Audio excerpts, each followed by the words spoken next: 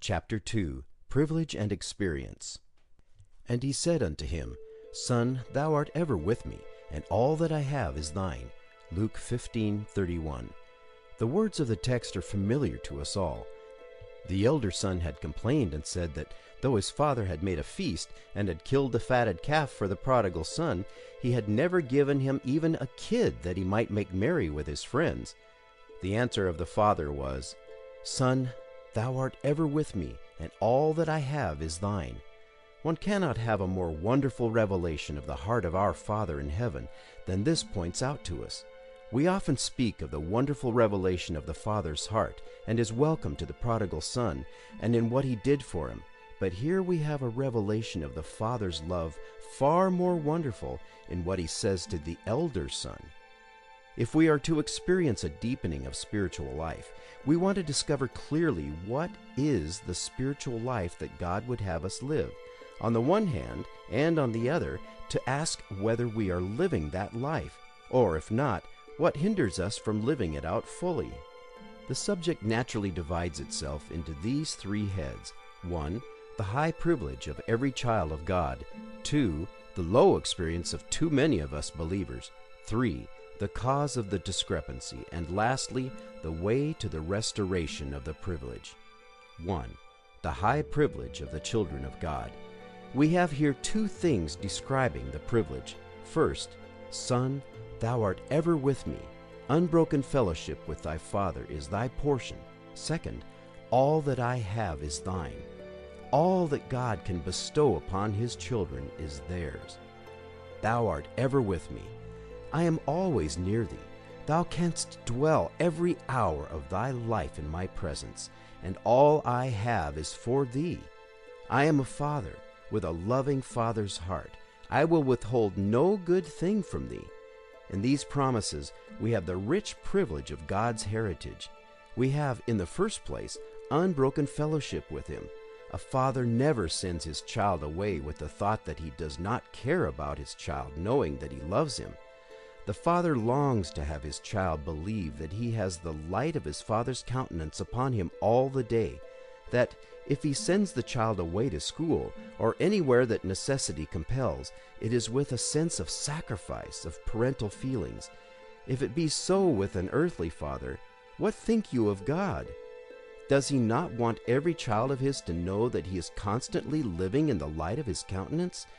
This is the meaning of that word, Son, thou art ever with me. That was the privilege of God's people in Old Testament times. We are told that Enoch walked with God. God's promise to Jacob was, Behold, I am with thee, and will keep thee in all places whither thou goest, and will bring thee again into this land. For I will not leave thee until I have done that which I have spoken to thee of. And God's promise to Israel through Moses was, My presence shall go with thee, and I will give thee rest. And in Moses' response to the promise, he says, For wherein shall it be known that I and thy people have found grace in thy sight? Is it not that thou goest with us? So shall we be separated, I and thy people, from all the people that are upon the face of the earth. The presence of God with Israel was the mark of their separation from other people. This is the truth taught in all the Old Testament, and if so, how much more may we look for it in the New Testament? Thus we find our Savior promising to those who love him and who keep his word that the Father also will love them, and the Father and Son will come and make their abode with them. Let that thought into your hearts, that the child of God is called to this blessed privilege, to live every moment of his life in fellowship with God. He is called to enjoy the full light of his countenance. There are many Christians, I suppose the majority of Christians, who seem to regard the whole of the Spirit's work as confined to conviction and conversion. Not so much that he came to dwell in our hearts, and there to reveal God to us. He came not to dwell near us, but in us, that we might be filled with his indwelling. We are commanded to be filled with the Spirit. Then the Holy Spirit would make God's presence manifest to us. That is the whole teaching of the epistle to the Hebrews. The veil is rent in twain. We have access into the holiest of all by the blood of Jesus. We come into the very presence of God. so that we can live all the day with that presence resting upon us. That presence is with us wheresoever we go, and in all kinds of trouble we have undisturbed repose and peace. Son, thou art ever with me. There are some people who seem to think that God, by some unintelligible sovereignty, withdraws his face. But I know that God loves his people too much to withhold his fellowship from them for any such reason. The true reason of the absence of God from us is rather to be found in our sin and unbelief than in any supposed sovereignty of his. If the child of God is walking in faith and obedience, the divine presence will be enjoyed in unbroken continuity. Then there is the next blessed privilege. All that I have is thine. Thank God he has given us his own Son, and in giving him he has given us all things that are in him. He has given us Christ's life, his love, his Spirit, his glory. All things are yours, and ye are Christ's, and Christ is God's. All the riches of his Son, the everlasting King, God bestows upon every one of his children. Son, thou art ever with me, and all that I have is thine. Is not that the meaning of all those wonderful promises given in connection with prayer? Whatsoever ye ask in my name, ye shall receive? Yes, there it is. That is the life of the children of God, as he himself has pictured it to us. 2.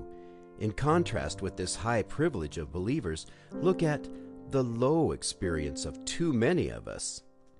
The elder son was living with his father and serving him these many years, and he complains that his father never gave him a kid, while he gave his prodigal brother the fatted calf. Why was this? Simply because he did not ask it.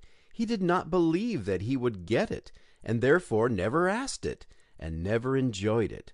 He continued thus to live in constant murmuring and dissatisfaction, and the keynote of all this wretched life is furnished in what he said. His father gave him everything, yet he never enjoyed it, and he throws the whole blame on his loving and kind father. Oh, beloved, is not that the life of many a believer? Do not many speak and act in this way? Every believer has the promise of unbroken fellowship with God, but he says, I have not enjoyed it. I have tried hard and done my best, and I have prayed for the blessing, but I suppose God does not see fit to grant it. But why not? One says, it is the sovereignty of God withholding the blessing. The Father withheld not his gifts from the elder brother in sovereignty. Neither does our heavenly Father withhold any good thing from them that love him. He does not make any such differences between his children. He is able to make all grace abound toward you, was the promise equally made to all in the Corinthian church. Some think these rich blessings are not for them, but for those who have more time to devote to religion and prayer, or their circumstances are so difficult, so peculiar, that we can have no conception of their various hindrances. But do not such think that God, if he places them in these circumstances, cannot make his grace abound accordingly? They admit he could, if he would, work a miracle for them, which they can hardly expect. In some way they, like the elder son, throw the blame on God. Thus many are saying, when asked if they are enjoying unbroken fellowship with God, Alas, no, I have not been able to attain to such a height. It is too high for me. I know of some who have it, and I read of it, but God has not given it to me for some reason. But why not? You think perhaps that you have not the same capacity for spiritual blessing that others have. The Bible speaks of a joy that is unspeakable and full of glory, as the fruit of believing, of a love of God shed abroad in our hearts by the Holy Ghost given unto us. Do we desire it? Do we? Why not get it? Have we asked for it? We think we are not worthy of the blessing. We are not good enough. Therefore God has not given it. There are more among us than we know of or are willing to admit who throw the blame of our darkness and of our wanderings on God. Take care, take care, take care. And again, what about that other promise? The Father says, All I have is thine. Are you rejoicing in the treasures of Christ? Are you conscious of having an abundant supply for all your spiritual needs every day? God has all these for you in abundance. Thou never gavest me a kid. The answer is, all that I have is thine. I gave it thee in Christ. Dear reader, we have such wrong thoughts of God. What is God like? I know no image more beautiful and instructive than that of the sun. The sun is never weary of shining, of pouring out his beneficent rays upon both the good and the evil. You might close up the windows with blinds or bricks. The sun would shine upon them all the same. Though we might sit in darkness, in utter darkness, the shining would be just the same. God's sun shines on every leaf, on every flower, on every blade of grass, on everything that springs out of the ground. All receive this wealth of sunshine until they grow to perfection and bear fruit. Would he who made that sun be less willing to pour out his love and life into me? The sun, what beauty it creates! And my God, would he not delight more in creating a beauty and a fruitfulness in me? Such too as he has promised to give? And yet some say, when asked why they do not live in unbroken communion with God, God does not give it to me. I do not know why, but that is the only reason I can give you. He has not given it to me. You remember the parable of the one who said, I know thou art a hard master, reaping where thou hast not sown, and gathering where thou hast not strawed, asking and demanding what thou hast not given. Oh, let us come and ask why it is that the believer lives such a low experience. 3. The cause of this discrepancy between God's gifts and our low experience. The believer is complaining that God has never given him a kid, or God has given him some blessing, but has never given him the full blessing. He has never filled him with his Spirit. I never, he says, had in my heart as a fountain, giving forth the rivers of living water promised in John 7:38. What is the cause? The elder son thought he was serving his father faithfully these many years in his father's house, but it was in the spirit of bondage and not in the spirit of a child, so that his unbelief blinded him to the conception of a father's love and kindness, and he was unable all the time to see that his father was ready not only to give him a kid, but 100 or 1,000 kids, if he would have them. He was simply living in unbelief, in ignorance, in blindness, robbing himself of the privileges that the Father had for him. So if there be a discrepancy between our life and the fulfillment and enjoyment of all God's promises, the fault is ours. If our experience be not what God wants it to be, it is because of our unbelief in the love of God, in the power of God, and in the reality of God's promises. God's Word teaches us in the story of the Israelites that it was unbelief on their part that was the cause of their troubles, and not any limitation or restriction on God's part. As Psalm 78 says, He clave the rocks in the wilderness, and gave them drink as out of the great depths. He brought streams also out of the rock, and caused waters to run down like rivers. Yet they sinned by doubting His power to provide meat for them. They spake against God. They said, Can God furnish a table in the wilderness? Verses 15 through 19. Later on, we read in verse 41, They turned back and tempted God, and limited the Holy One of Israel. They kept distrusting Him from time to time. When they got to Kadesh Barnea, and God told them to enter the land flowing with milk and honey, where there would be rest, abundance, and victory, only 2 men said, Yes, we can take possession, for God can make us conquer. But the 10 spies and the 600,000 men answered, No, we can never take the land. The enemies are too strong for us. It was simply unbelief that kept them out of the land of promise. If there is to be any deepening of the spiritual life in us, we must come to the discovery and the acknowledgement of the unbelief there is in our hearts. God grant that we may get this spiritual quickening, and that we may come to see that it is by our own unbelief that we have prevented God from doing His work in us. Unbelief is the mother of disobedience and of all my sins and shortcomings, my temper, my pride, my unlovingness, my worldliness, my sins of every kind. Though these differ in nature and form, yet they all come from the one root, viz., that we do not believe in the freedom and fullness of the divine gift of the Holy Spirit to dwell in us and strengthen us and fill us with the life and grace of God all the day long. Look, I pray you, at the elder son, and ask what was the cause of that terrible difference between the heart of the Father and the experience of the Son. There can be no answer but that it was this sinful unbelief that utterly blinded the Son to a sense of his Father's love. Dear fellow believer, I want to say to you that if you are not living in the joy of God's salvation, the entire cause is your unbelief. You do not believe in the mighty power of God, and that He is willing by His Spirit to work a thorough change in your life and enable you to live in fullness of consecration to Him. God is willing that you should so live, but you do not believe it. If men really believed in the infinite love of God, what a change it would bring about. What is love? It is a desire to communicate oneself for the good of the object loved.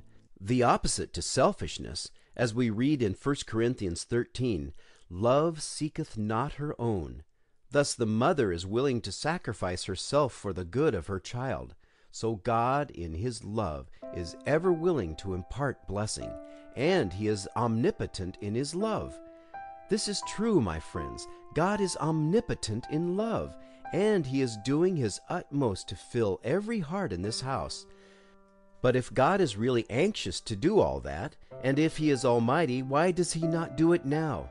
You must remember that God has given you a will, and by the exercise of that will, you can hinder God and remain content, like the elder son, with the low life of unbelief.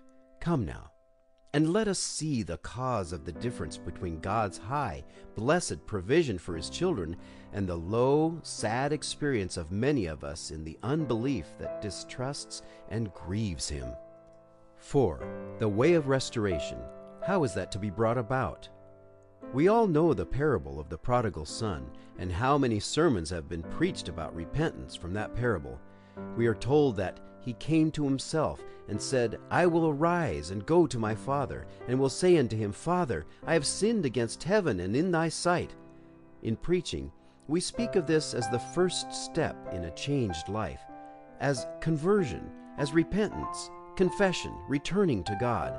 But as this is the first step for the prodigal, we must remember that this is also the step to be taken by his erring children, by all the 99 who need no repentance, or think they do not.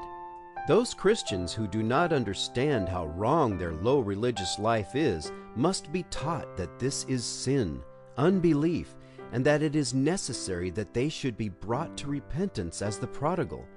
You have heard a great deal of preaching repentance to the unconverted, but I want to try to preach it to God's children.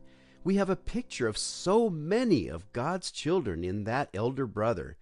What the Father told him to bring about a consideration of the love that He bore him, just as He loved the prodigal brother, thus does God tell us in our contentedness with such a low life. You must repent and believe that I love you, and that all I have is thine.